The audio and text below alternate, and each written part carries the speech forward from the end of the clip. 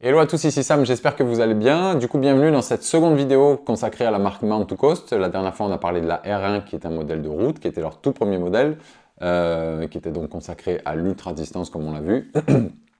Aujourd'hui, on va passer à leur tout premier modèle de trail qui est la T1, que je vous présente ici en coloris Snowline, qui est sorti à l'occasion de l'UTMB, qui rappelle un petit peu les couleurs des glaciers.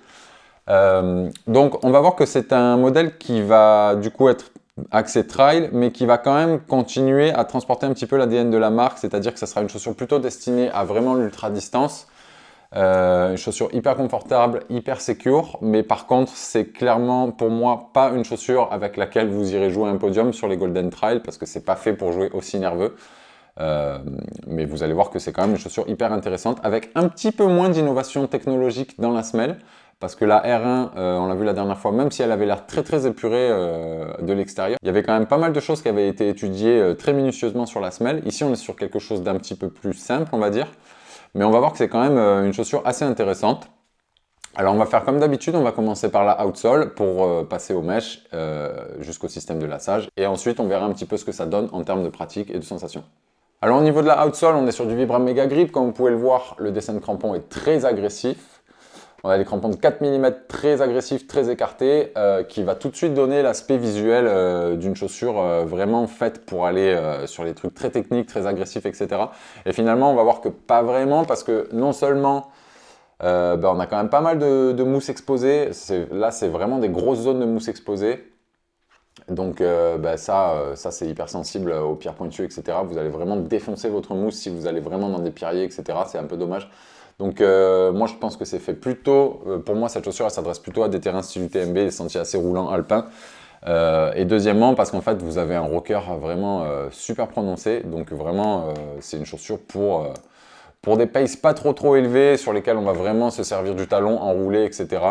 Et puis du coup dans des terrains pas trop cassants. Au niveau de la résistance par contre, alors c'est curieux parce que à partir du moment où c'est du Vibram Mega Grip, c'est bon, on connaît maintenant, on sait que c'est résistant, etc. Et j'ai quand même l'impression qu'il y a des chaussures, je sais pas s'ils proposent différents blends qui restent quand même dans la fourchette de ce qu'ils appellent le Mega Grip, mais j'ai l'impression que là, les crampons sont particulièrement résistants, que ce soit à l'avant, sur le médio ou même au talon. À la 150 bornes, là, je trouve qu'ils sont vraiment encore bien pointus, très dessinés. Ouais, vraiment très bien au niveau de la résistance. Moi, j'ai aucun décollement encore pour l'instant. Malgré que ce que je vous dis, que moi je me plains un peu d'avoir, je suis pas trop fan des parties avec beaucoup de mousse exposée.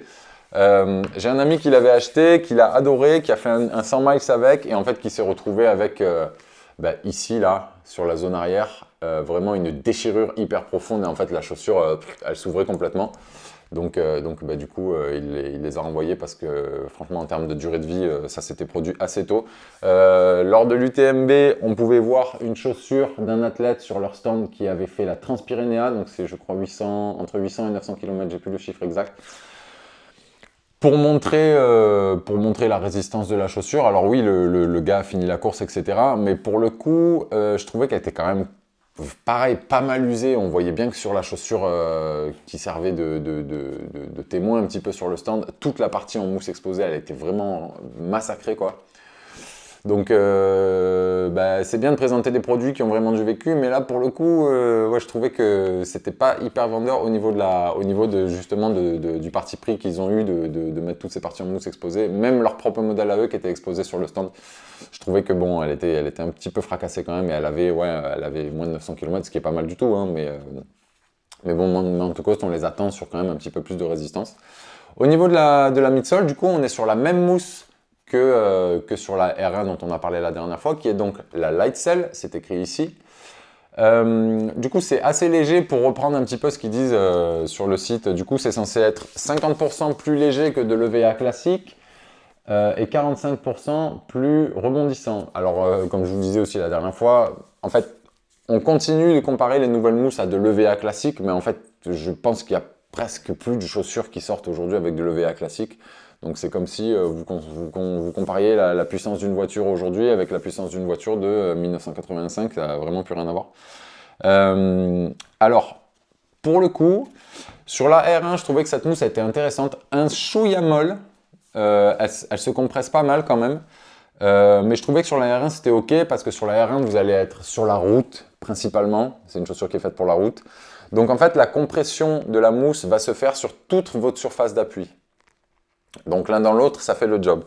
Ici je trouve que la mousse est un peu moins adaptée à la pratique du trail, pardon, parce que tout simplement elle a toujours le même taux de compression. Donc moi que je trouve un petit peu, j'ai toujours un peu de mal à vous montrer ça, que je trouve voilà c'est assez mou, je sais pas si vous voyez bien, j'arrive jamais bien à vous montrer ça.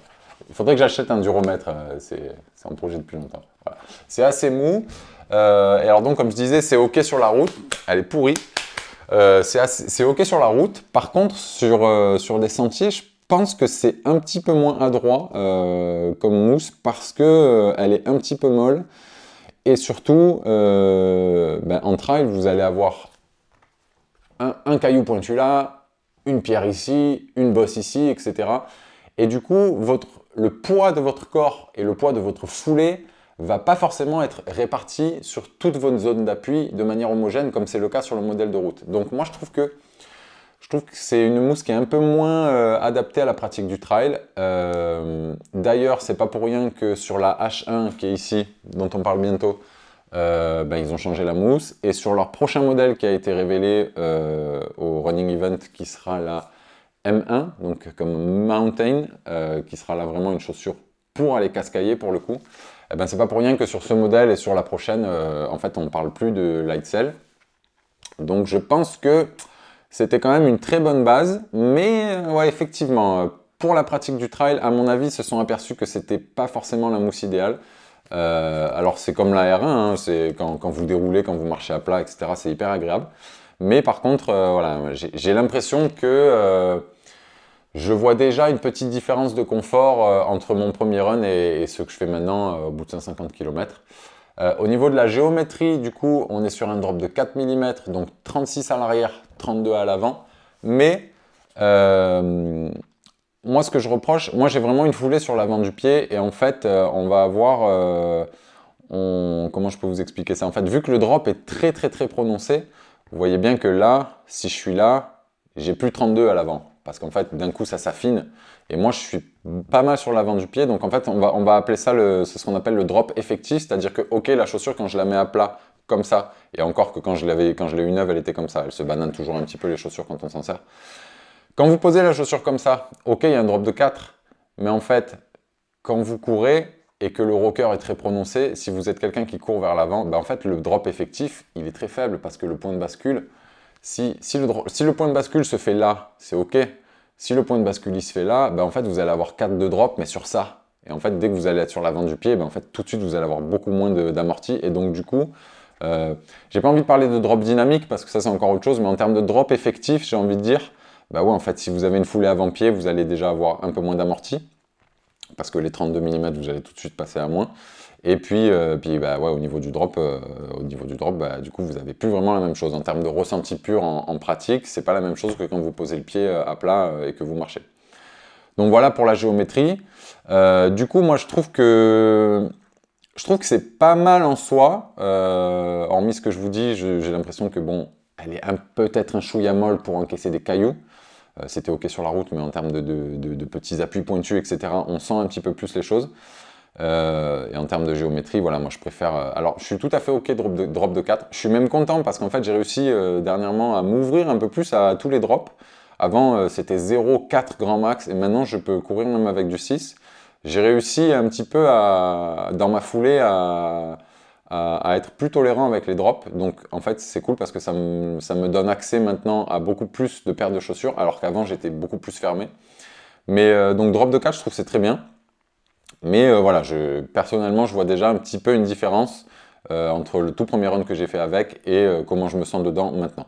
Quand vous serez sur des parties de plat, du coup vous avez des gros crampons, donc vous allez faire un peu des claquettes, c'est un peu genre clap clap clap sur la route quoi. Pas forcément agréable, mais bon, c'est une chaussure de trail, pas forcément fait pour ça. Mais par contre, si vous êtes sur du sentier roulant, effectivement, c'est quand même assez sympa. Si vous avez tendance à attaquer talon, vous aurez un déroulé hyper fluide. Donc ça sera limite plus agréable que moi qui cours beaucoup sur l'avant du pied finalement. Je pense que finalement, moi, le niveau d'amorti qui est à l'arrière, j'en mets une partie à la poubelle parce que moi j'atterris comme ça, je touche le talon, mais après il repart. pour en bénéficier vraiment, si tu déroules, forcément, tu te bénéficies beaucoup plus des 36 mm d'amorti qu'à l'arrière. Donc voilà pour la géométrie et la mousse de cette midsole. Au niveau du mesh, du coup, on va être sur quelque chose qui est pas mal respirant, surtout sur l'avant du pied, qui est tressé avec des fibres d'aramide. Alors l'aramide, c'est quelque chose qui est je ne sais pas combien de fois plus solide que l'acier. Alors, comprenez bien quand on dit ça, ça veut dire comparer un fil d'aramide d'un certain diamètre et un câble d'acier d'un certain diamètre. Hein. Ça ne veut pas dire que ça, c'est plus solide qu'une poutre en fer. Hein. Y a beaucoup de gens qui ne comprennent pas trop quand on dit ça, c'est plus solide que du fer. C'est à quantité de matériaux égale. Donc c'est assez léger, c'est assez respirant. En fait, c'est tellement solide qu'ils peuvent se permettre de faire un tissage un petit peu large. Donc l'air passe bien sur l'avant du pied. On a une bonne protection là au niveau du gros orteil.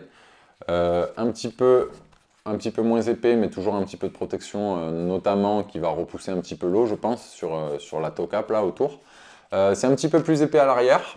Ici, forcément, ça sera un petit peu moins respirant parce que c'est doublé à l'intérieur, plus un petit peu de mousse de rembourrage autour du talon.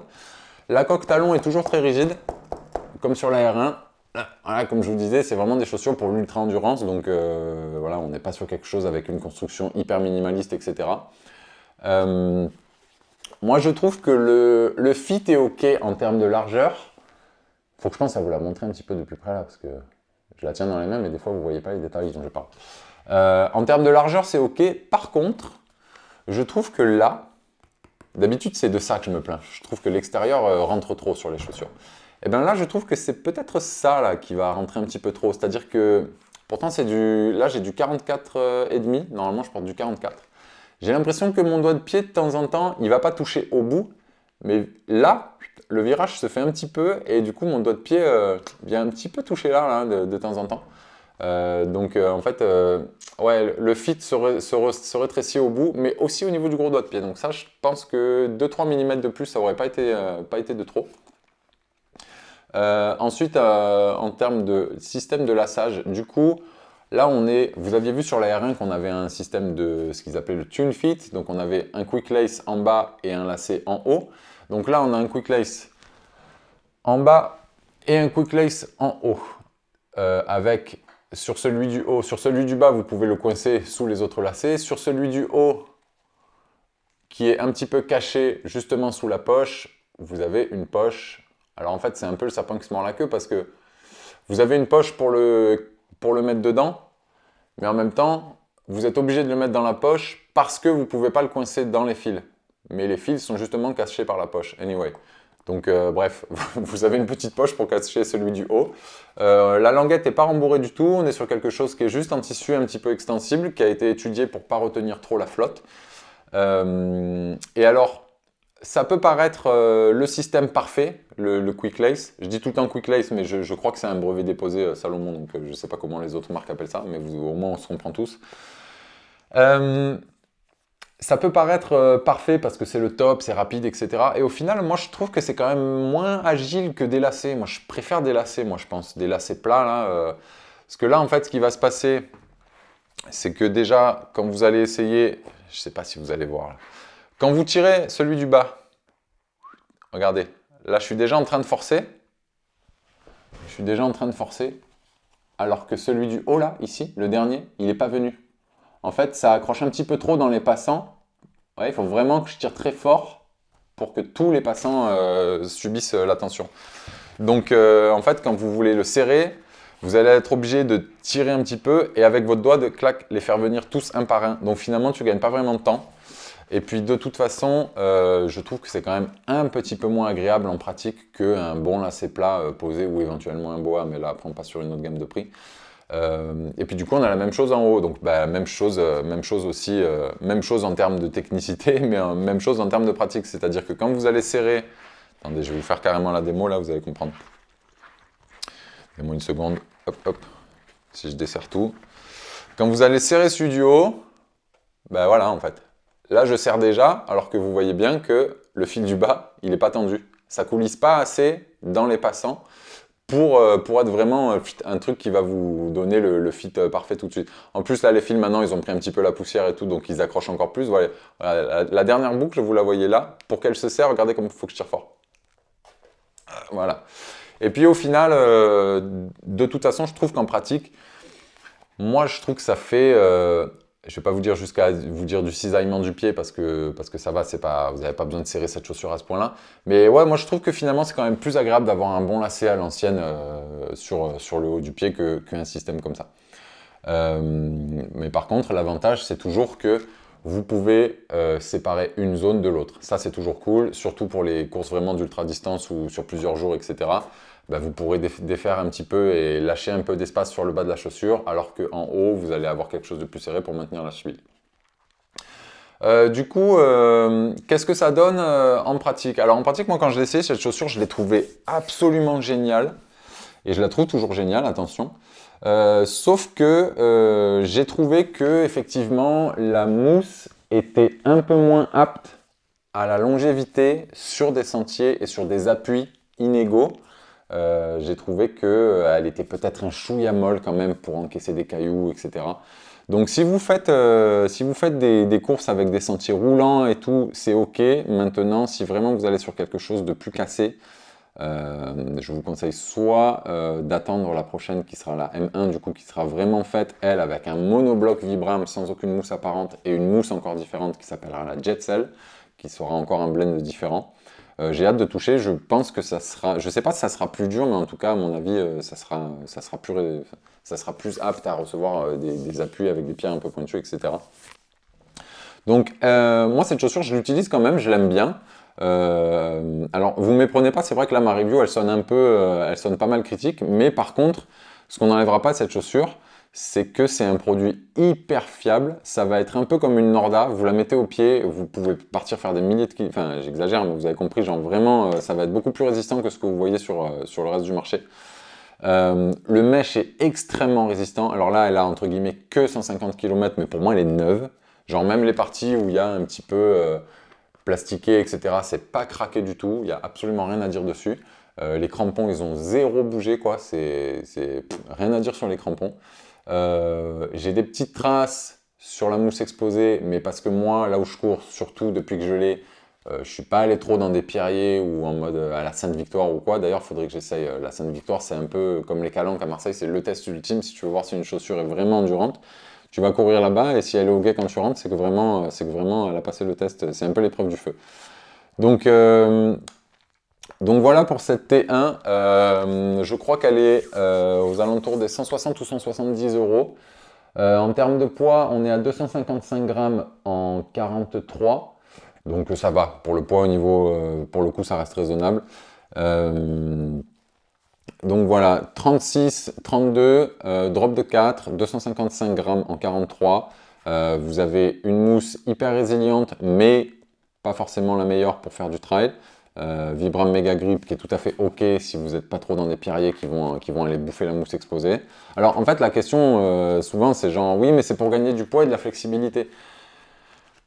Moi, je dis toujours la même réponse. En fait, là, rajouter 1 mm d'épaisseur de couche, je pense que les coureurs préfèrent avoir quelques grammes en plus et gagner plus de durabilité et un petit peu plus de protection contre les pierres en plus. Mais bon, ça, c'est un parti pris.